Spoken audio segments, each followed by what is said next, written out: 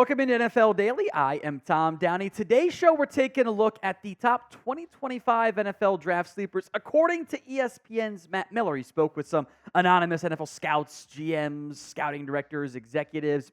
In general, this strikes me more as a first-round sleepers than like dudes you've never heard of who might end up getting drafted, which I think actually does make sense given the fact that we're in June and many, many months away from the actual 2025 NFL draft. Speaking of, if you still want more NFL draft videos here at Chat Sports, then like today's video. Especially if, Neal, this video is going out June 11th on Maine. Maybe it comes in later in your feed. Like the video if you still want more coverage. So first up, and I'm going to go in positional order, not the order ESPN's article was in. And I did that to begin with the quarterback. That's Connor Weigman out of Texas A&M, who does have hype around the NFL. I was listening to my boy Trevor Sikkema. He had Weigman as his number one quarterback. I can't get there, though. Here's what one alleged NFL GM told Matt Miller. I'm telling you right now, Weigman will be the breakout quarterback this year. He'll be the guy everyone is asking, where did he come from next spring? Now, normally there is one, and Weigman does have some profile aspects of being that guy. He was better in 2023, little bit better competition, way higher completion percentage in fewer games, more yards in fewer games. Yeah, he threw 2 picks, but still more touchdowns and the same touchdowns in fewer games. My issue here, we've seen flashes. He has not played a full season yet of college football. He has a lot of the traits and stuff that you're searching for, but with that small of a sample size, I tend to look at the bigger games. And the bigger games have not been as good for Connor Weigman. Now, it's not that he hasn't been terrible. He's been bad altogether. He had a good game against Ole Miss back in 2022, by the way. But there's a stark difference between his Power 5 opponents, mostly SEC, although he had a good game against yardage-wise against Miami this past year, and non-Power 5 games. A 20% difference in completion percentage. That is massive. 3 fewer games, but we're not that far behind in yards and yards per attempt. It's a 4-yard difference. It's 2 different players. And it's fair to wonder, is this beating up on Louisiana, Lafayette causing issues there, like New Mexico? I have question marks there. UMass, I think, was the other game back in 2022. There's talent, but I think Sleeper actually does work here, but there's a lot that he has to do better before I start putting him in my round 1 mock drafts. Do you think he ends up going in round 1? 1 for yes, 2 for no. It is today's pinned comment, so if the ad comes here on YouTube, take advantage of it. Head down there and let me know. Running back Woody Marks is next up here from USC. I don't know why the Mississippi State headshot is so weird. He has half shoulder pads across the board. Whatever. You might have known by the name he went by last year. That was Joquavius Marks going by Woody this year for USC. Has shown flashes as a runner. The efficiency's been pretty solid. Some of the best work he did, though, was back in 2021 as a pass catcher for Mississippi State. 83 catches and for 500 yards. Now, it's only 6 yards per catch. Again, that was the offense back then. I like him as a sleeper. I'm not saying he's going to go in the Marshawn Lloyd range, but there are things to like about him as a prospect. We'll stick in the backfield here. Devin Neal out of Kansas. He's not necessarily the biggest guy, and I think that's okay. Here's what one AFC West scout told Matt Miller. I really think he fits the modern running back mold. He's not going to run over you, but in an outside zone scheme, he could be a really productive player. He was the lone Big 12 1,000-yard rusher returning for 2023. Then this kid named Ollie Gordon had a pretty big campaign. Listed at 5'11", 210. I'm curious if he's actually 5'11", 210. It doesn't look like that, but some guys have deceptive size and body frame and weight and everything. Has done some passing game stuff. Low key, I think that it's Kansas. I'm up here watching it, but the Jalen Daniels, Devin Neal combo, that's the quarterback. Really fun. Also, Jalen Daniels could have been a good pick for a sleeper prospect, but I think we're going more like early round picks, and maybe Daniels fits that mold. Maybe not. So name a 2025 NFL draft sleeper for me in the comments section. Can go even deeper than what ESPN did. Go vote or, I guess, reply in the comments. I like the inclusion of Deion Burks here out of Oklahoma. Because if you're just looking at the numbers, you're going, it's not that great. but I think he was underutilized in the Purdue offense, and I might not go as far as this AFC West area scout did, but he said if you watch the spring game, meaning Oklahoma with Jackson Arnold, you can see the chemistry they already have. Not to make a helmet comparison, but Burks can be a Hollywood Brown type dude there. Again, I'm not sure I'll go that far, but I could see him going late round 1, early round 2. The production has not been great. Again, I blame the Purdue offense for that more than anything. I would not be shocked if in his lone year at Oklahoma, Deion Burks exceeds his career numbers at Purdue. Next up is Clay Webb out of Jacksonville State. He was a 5-star recruit for some of the services. It's more and more we kind of got to asterisk those, I feel like, because it's just not always quite right. The 24/7 Sports composite rankings had him as, I guess he was a 5-star in the 24/7 Sports composite. Disregard me there. Was it Georgia? Didn't play a lot. Went to Jacksonville State. Was a first-team All-American, All-Conference USA. Here's what I assume it's the same AFC West area scout, by the way, who's talking to, which is fine. The level of competition has to be weighed, but Webb looks like a dude that'll kill it at the Senior Bowl and really rise. Kind of like Mason McCormick did last year at the Shrine Bowl. He kind of didn't get beat. Again, like the scout said, level of competition matters there, but he got beat twice in pass protection all year. A sack and a hurry allowed. That's it. Now, was he playing the best of the best? Not necessarily, but that's really good production as far as I'm concerned. Now, we're talking about the 2025 draft class today. You can get the 2024 rookie class jerseys at chatsports.com/NFL jersey. Caleb Williams, J.J. McCarthy, Michael Penix, Bo Nix, and all the other prospects from this year's class. Marvin Harrison at some point, I'm sure, will be on there, but TBD on that front.